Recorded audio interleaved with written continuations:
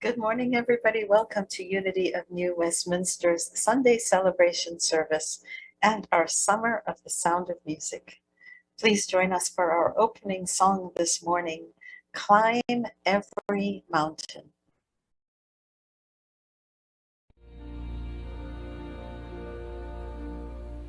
Climb every mountain, search high and low, follow every byway, every path you know.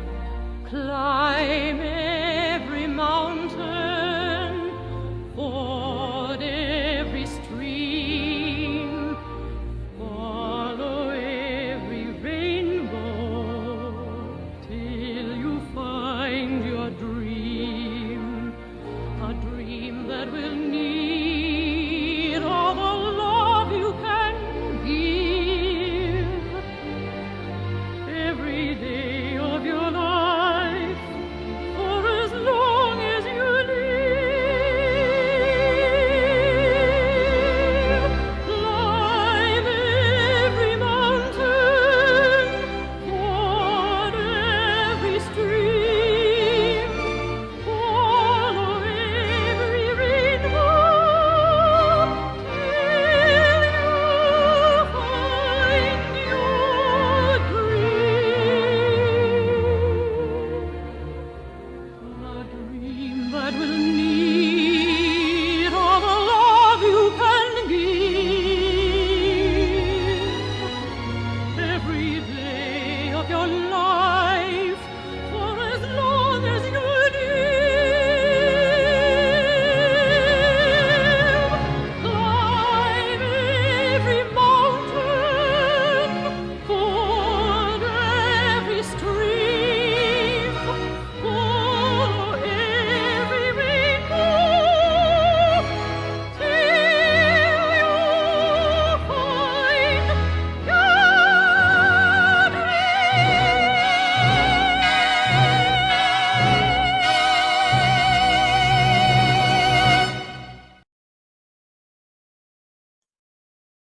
Welcome back.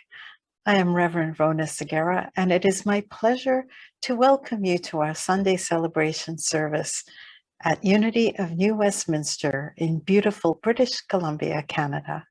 Whether you are watching us live on Zoom or on Facebook or on YouTube, or whether you are finding us on demand after the service, it is my pleasure to welcome you on behalf of all of us here.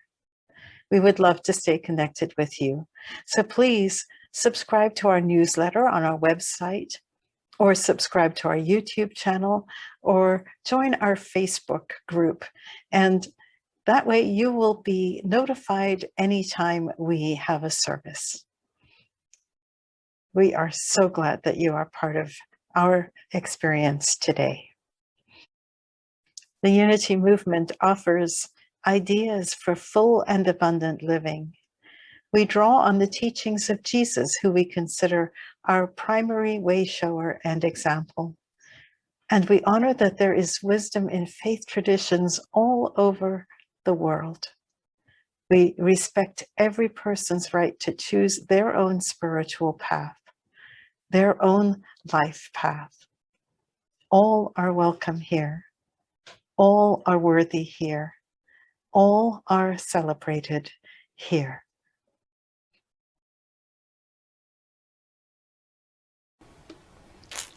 We open our service today in prayer. I gratefully acknowledge that I speak to you on the traditional and unceded territory of the Semiahmoo First Nation. And we give thanks to First Nation peoples everywhere for their custody of this beautiful land. We give thanks for our connection one with each other. That connection that happens whether we are in each other's physical presence or not. That connection that binds us all together.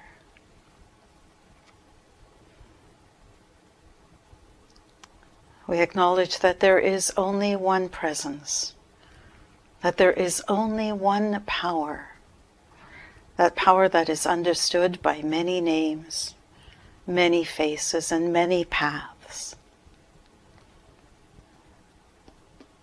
And we affirm that regardless of the name, the face, or the path of our understanding, that we are one human family. And it is in that knowledge of our oneness that we send a blessing for love, for peace, for contentment to every being on this planet, to every being, regardless of all the labels that threaten to divide us. We are one. And for this knowledge, for this intention, and for the power that we have to bless, we give thanks. Amen.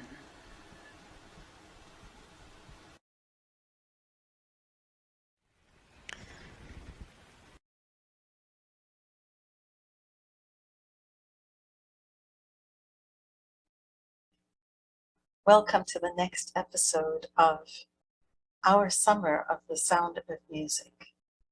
All summer long, we are looking at the words to the lyrics from the musical The Sound of Music and finding that there is wisdom in those words, that there are lessons that we can learn from those words.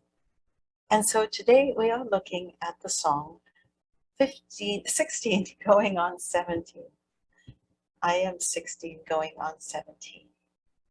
And looking to see what we might learn from those words that we can apply to our life today. When I was 16 going on 17, and maybe several years prior to that, my favorite character in the entire movie was the character of the 16-year-old girl, Liesl. She was pretty, she had dark hair, she was the eldest of the children, and I so wanted to be her. She was involved in a romantic relationship with a handsome boy, and I just wanted to be her. And so we see this lovely young couple. She in love with him, he infatuated with her, and they declare their love for each other. He says that he will take care of her, and she in turn says that she will depend on him. And I thought it was immensely romantic growing up. And really, it wasn't until many years later that I started to think about the implications of the words if we take them literally. Recognize that what he is really saying is, I care about you and I want to protect you. And what she is saying is, I'd love to be cared for. And yet, there are some messages that are in this song that we want to pay attention to. The song raises two major ideas for me. The first is this: how much, how often do we impose our will on someone else and pressure others to live the life that we want them to live, that we want them to live? At what point does our caring for someone stray into a place that isn't ours to stray into, which is allowing them to live their life? And then the other question is, at what point and how often do we accept another's will for us? At what point do we accept another person's judgments and opinions and accept them as truth, sometimes at the expense of our own judgments and opinions. Let's review the scene for a moment. We see 17-year-old Rolf, 16-year-old Liesl. He sees her innocence, her naivete, and he wants to protect her. He says, and I quote the lyrics from the song, "You wait, little girl, on an empty stage for fate to turn a light on. Your life, little girl, is an empty page that men will want to write on." And then he goes on to say that totally unprepared are you to face the world of men. Timid and shy and scared are you of things beyond your ken, things beyond your knowledge. And then, because he is older and wiser, he tells her that she needs him to take care of her, which, if you think about it, is kind of exactly what he told her that other men would do. So that in itself is kind of interesting. And Liesl, who clearly wants to be in relationship with Rolf, who clearly loves the attention that she's getting from him, agrees. And she says that she is, and again, the lyrics of the song, innocent as a rose, and that she is unprepared to face a world of men, and that she is indeed timid and shy and scared. And so as a result, she would be happy to allow herself to depend on Rolf. Well, what does that mean for us today? Well, remember that in our story interpretation, there are times when we behave like every character pretty much in any story. And there are times for sure that we are like Ralph, where sometimes we care so much about someone else that we try to be helpful out of caring for them, but we sometimes go too far and become overly invested in them to the extent that we may actually be more controlling than caring. And sometimes we're Liesl, finding the idea of being taken care of quite appealing, and also not wanting to hurt the other person's feelings by saying, actually, no, thank you, I can do this myself. So let's take a look at these two characters and how we are those characters and how they show up in our lives, how the characterizations and the behaviors of these two teenagers show up in our lives. Let's begin with Rolf. Well, I know that for me, I'm the eldest of 5 children, and I'm also a minister, and there are times for sure that I consider myself older and wiser than others, and so I tell them what to do.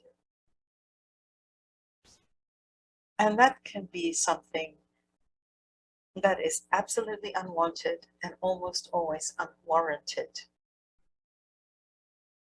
The problem is that sometimes we become so over-involved and so invested in other people's lives that we become attached to their lives, forgetting our own and not allowing them the space and the freedom to live their own life.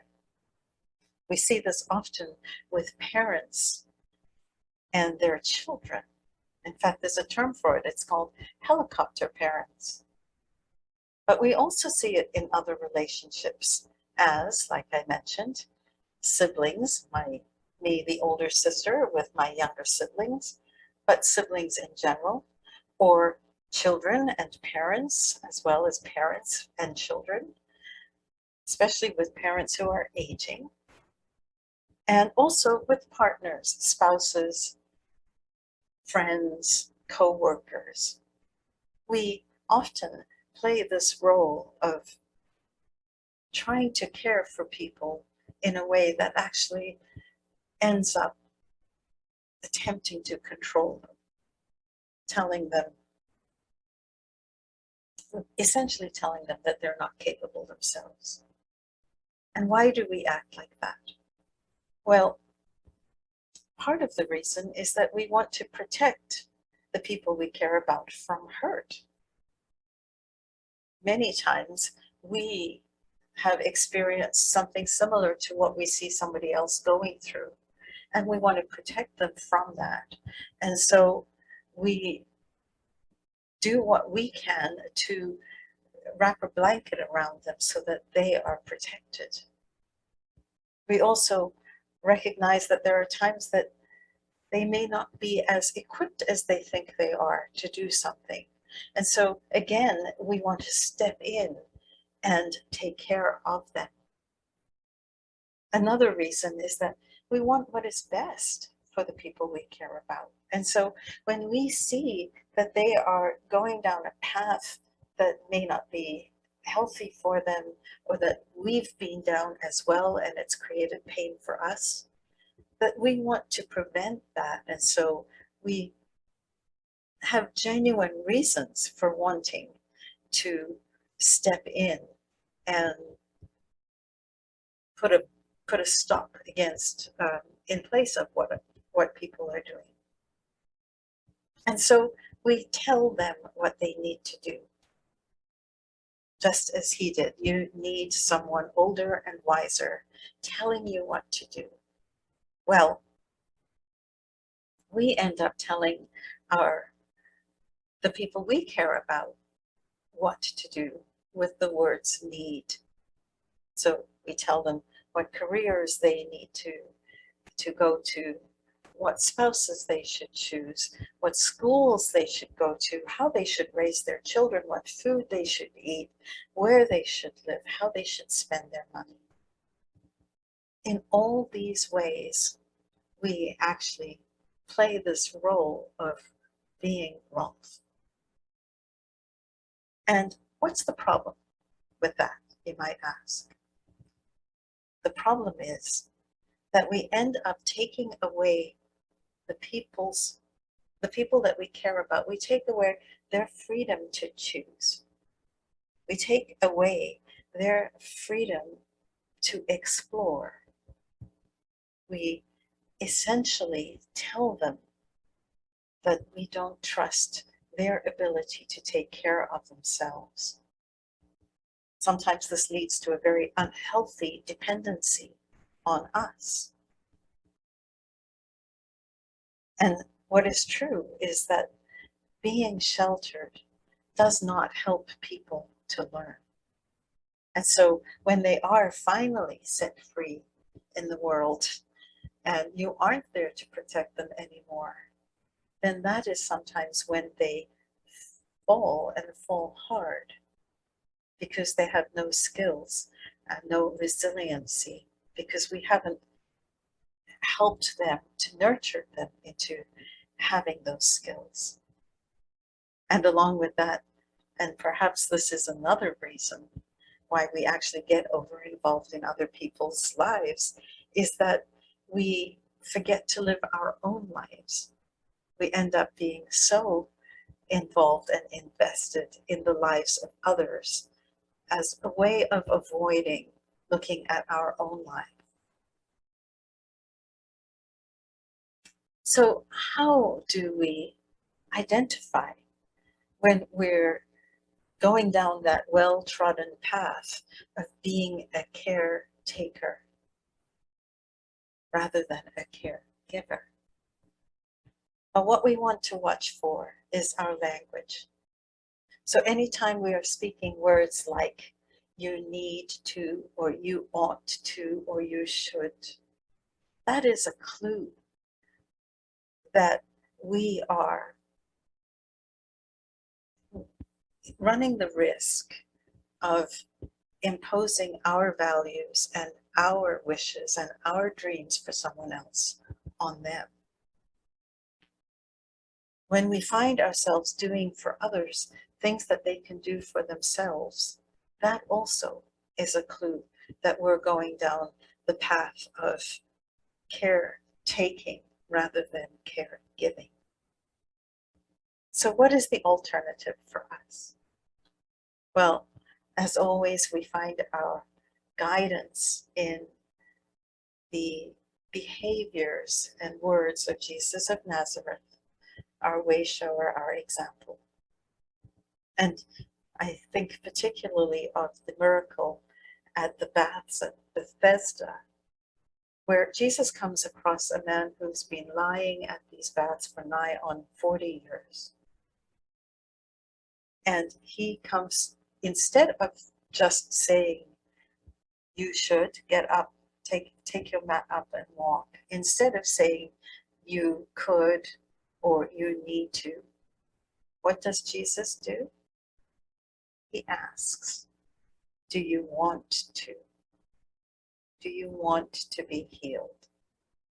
And I have this image of Jesus, if the man had said no, I have this image that Jesus would have said, well, I care about you anyway. I'm here for you anyway. I bless you and love you anyway.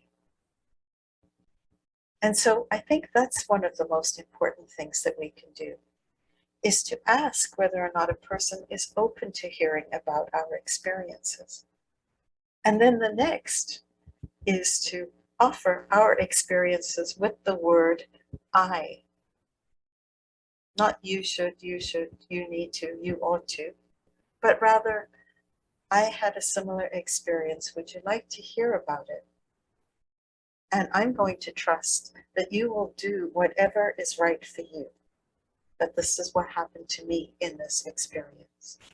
And in doing so, we are making it clear that we can share our experience, because sometimes that experience is super, super valuable, and that they are free to make their own choice and that they are supported no matter what. It can be difficult, and it can be done. And so our goal is to care, give, not care, take. We ask permission. We wish them well, whatever they choose. And we watch for the times and our tendency to say, you need to, you should, you ought to. What about when we are like Liesl? Well, think of Liesl. She's 16 years old. She's probably been like mini mom to children. And more than anything, she would love to have someone take care of her. She would like to be in a place where she feels loved. And so in doing so, and again, we've all been in this place, she is willing to follow the advice of others, whether or not they are actually equipped to give that advice, because she cares about being in relationship with them.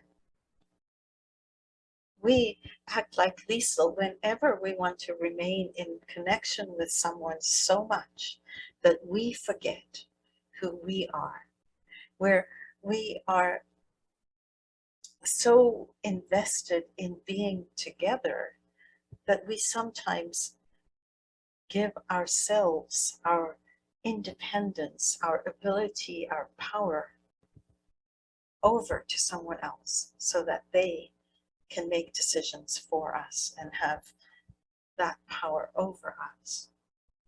And why do we do such a thing? Well, partly because we don't want to hurt feelings. Partly we do it because we've conflated, we've mixed in the idea that to be in relationship means that we must always agree with each other. And one of the things we want to remember is that agreement is not mandatory, that we can be in relationship with people and have differences of opinion. The other thing I think we discover is that we have some gender roles that are unquestioned. Certainly they were unquestioned by me up until not that long ago with respect to this song. And part of the reason is that I grew up with the fairy tales of the helpless princess being rescued by the handsome prince or the knight in shining armor. And that's essentially what is going on in the story. Think about it. It really wasn't until maybe 1977 in Star Wars that we see the princess and the other heroes all kind of working together as a team. It is not something that is part of our built-in understanding at my age. I think with younger people, they are much more aware that they are independent people and don't need to rely on that knight in shining armor or the prince. Whatever that reason, we ascribe power and wisdom to people who may not deserve it, whether they are boys who are slightly older than we are just because they're in a uniform and say they like us, or whether it's a parent or a friend or a sibling. Sometimes we just are in that place where we feel that we want to just accept another person's opinion.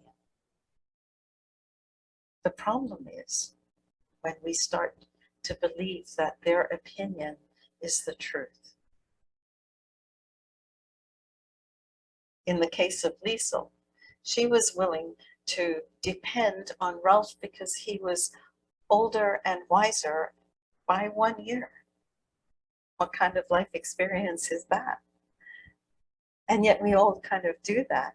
We believe the opinions and buy into and accept the opinions of people who sometimes aren't any more intelligent than we are. In fact, sometimes quite often they don't have the wisdom that we do for ourselves. And the reason for that is because the best wisdom that we have for ourselves is ourselves. And so when we're in that place of being Liesl, where we want to remain in relationship with people, we want to guard against making ourselves small, creating this learned powerlessness where we agree with the other person and their characterization that we are unprepared, that we are timid and scared and shy. Instead, it may be that we're unprepared and timid and scared and shy. And we have resources that we can go to, including asking for help. But we don't need someone to take care of us. So how do we notice this? We notice it by looking for times when we change our plans because of what another person says. We look for it and recognize it when we ask for someone's opinion before making a decision, which is something I do all the time. We look for it in behaviors about changing what we eat, what we wear, how we show up, all based on another person's opinion. We look for it and discover it when we are in that dangerous place of someone asking us what we want to do and we say, oh, whatever you want. So when those things happen, let those be a red flag for us. That really what we want to say is, my preference tonight is insert restaurant here, insert store here, insert activity here, and be open to the fact that the other person might choose something differently, but at least we've explained what our preference is. And so one of the things we want to do is notice how often we are making ourselves small in deference to somebody else. So what happens though when somebody does give us advice? Well, then what we can say is, thank you. I'll consider your idea. I can tell you care. I can see that you're concerned, and I will take that into consideration. And then you may or may not make a decision, but at least you've heard them and let them know that you've heard them. And then it could be that it's just, that discussion we had, well, I've decided to do insert activity here. One of the things we want to recognize is that, and ask ourselves, is whether or not someone's opinion is true for us. Because what may be true for them may not be true for us. Their dreams for me may not be the same as my dreams for me. But it's not their life I'm living, it's mine. And so what we want to do is be really discerning and engage that ability that we have within us to discern. And to recognize that sometimes a person can have very convincing assumptions, but they may not be accurate. They may have very convincing judgments, but they may not be accurate. Such as, totally unprepared are you, and I need to take care of you. So then, how do we show care? Well, let's take a look in summary at Rolf. No matter how much we want to protect, no matter how much we want to take care, love means that we offer, that we give help, that we give care, and then that we respect each other's choices. So when we are in that place where we're behaving like Rolf, let's remember that love is caregiving, not caretaking. And when we are Liesl, when we are in that place where we long to be cared for, and when we are tempted to agree so that we can remain in relationship without hurting somebody's feelings, without doing things that might lead to upset, let us remember that agreement is not mandatory. And let us remember that we want to accept care, but not accept control. I still love the song 16 going on 17. I like the innocence and love which it represents. I like the idea of being taken care of and being cherished. I think that's the part that's so nice about it, is the idea of being cherished. I like the intention of being taken care of. I just resist the idea of having that be something that characterizes who I am and what my abilities are. And so perhaps above all, the message for me, for us, could be this. Let us offer support to each other. Let us accept support from each other. At the same time as we know that we are each respected, that we are each free and whole to be who we are. Let us cherish ourselves even as we cherish each other and the people that we love. I am 15, 16. I am 16 going on 17. I am 17 going on 80. Yes, let us cherish each other. I bless you.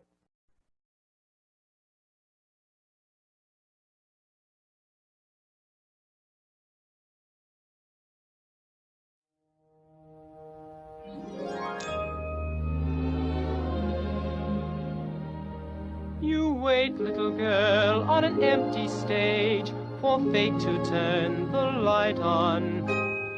Your life, little girl, is an empty page that men will want to write on. To write on. You are 16, going on 17. Baby, it's time to think. Better beware, be canny and careful. Baby, you're on the brink. You are 16, going on 17. Fellows will fall in line. Eager young lads and roués and cads will offer you food and wine. Totally unprepared are you to face a world of men. Timid and shy and scared are you, things beyond your ken. You need someone older and wiser telling you what to do. I am 17 going on 18. I'll take care of you.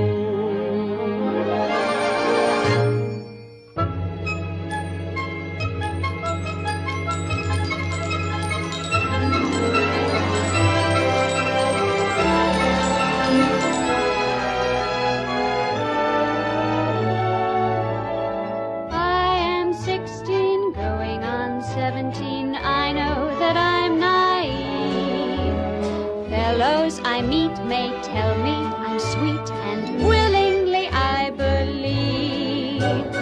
I am 16, going on 17, innocent as a rose. Bachelor dandies, drinkers of brandies, what do I know of those?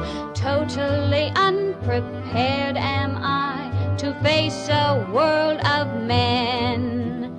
Timid and shy and scared am I of things beyond my ken. I need someone older and wiser telling me what to do. You are 17 going on 18. I'll depend on you.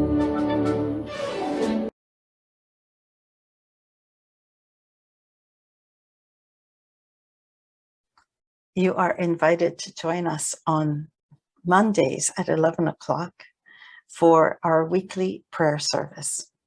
It is a time where we get together on Zoom and we connect with each other. We share how we are doing with each other. We move into a time of guided prayer. And we read the names of the people who are on our prayer list. And it is a time of renewal, of connection. It is a profound experience of recentering. And so I invite you to join us for that. And if you would like your name, or you know someone who you would like to have added to that prayer list, then please email us at unityofnewwestminster@gmail.com, and we'll be sure to have the person's name or your name added to our list. Mondays at 11.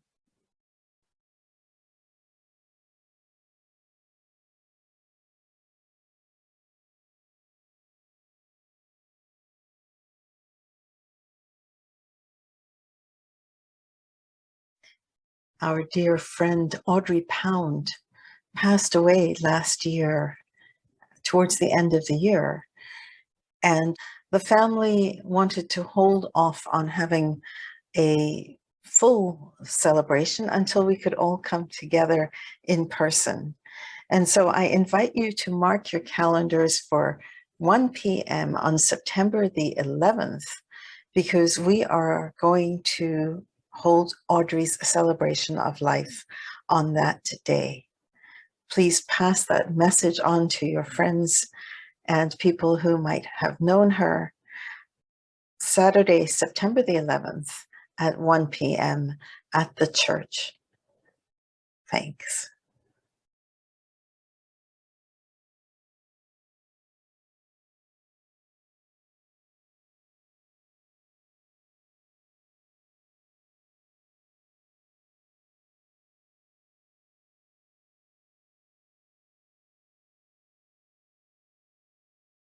On Sunday, August the 15th, our next service about the sound of music will be about Climb Every Mountain. It will be held in person and online. The in-person service will be a screening of the YouTube video that people will be watching online. I invite you to bring your coffee if you would like to have one, and know that it is okay to sing. It has been a nice group that has been joining us in person, and no registration is needed, and you are most welcome to attend. I also encourage you to wear purple.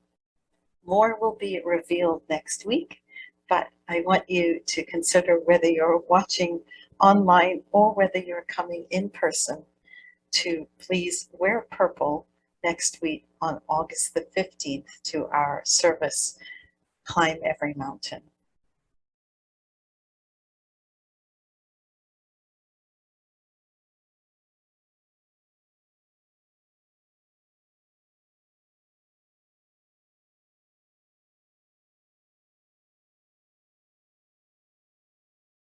There are many, many ways to give to our organization, either through credit card online or direct Interac transfers or checks or cash. We are so grateful for the generosity of the contributions that we receive, which support not just our ministry, but also organizations in our own community that do amazing work, and Unity Canada that spreads the message of unity across the country. Thank you for your contributions. I invite you now to hold whatever you feel blessed for in your hands, in your heart. Financial, family, roof over your head, food on the table, just whatever you are feeling blessed with as we sing our blessing song.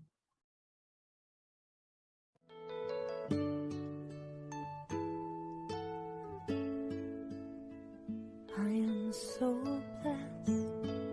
I am so blessed. I am so grateful for all that I have.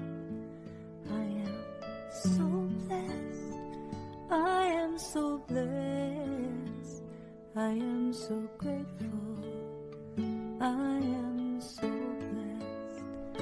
I am so blessed. I am so blessed. I am so grateful for all that I have. I am so blessed. I am so blessed. I am so grateful. I am so blessed.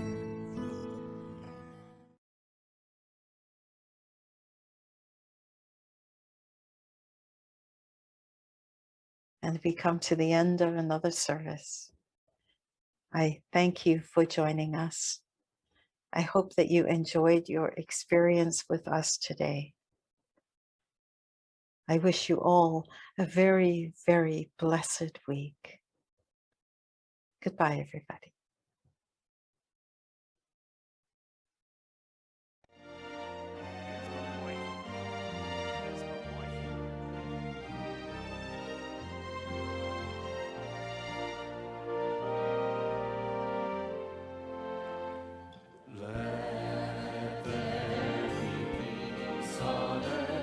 And let it begin with me. Let there be peace on earth, the peace that was meant to be, with God as creator, family all we. Let us walk with each other in perfect harmony. Let peace begin with me.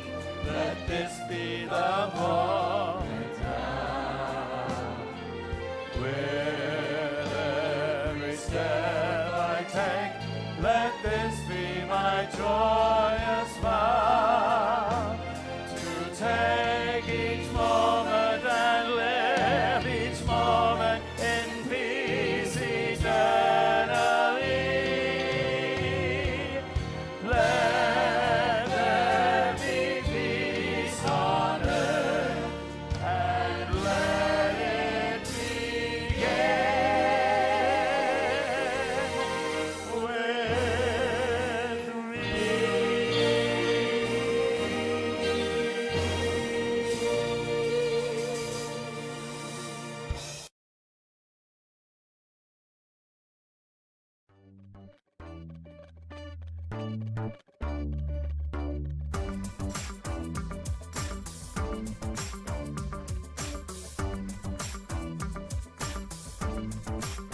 I am the light of God. I am the love of God. I am the power of God. I am the presence of God. Wherever I am, God is. I am the light of God. I am the love of God. I am the power of God. I am the presence of God. Wherever I am, God is. You are the light of God. You are the love of God. You are the power of God. You are the presence of God. Wherever you are, God is. You are the light of God. You are the love of God. You are the power of God. You are the presence of God. Wherever you are, God is. We are the light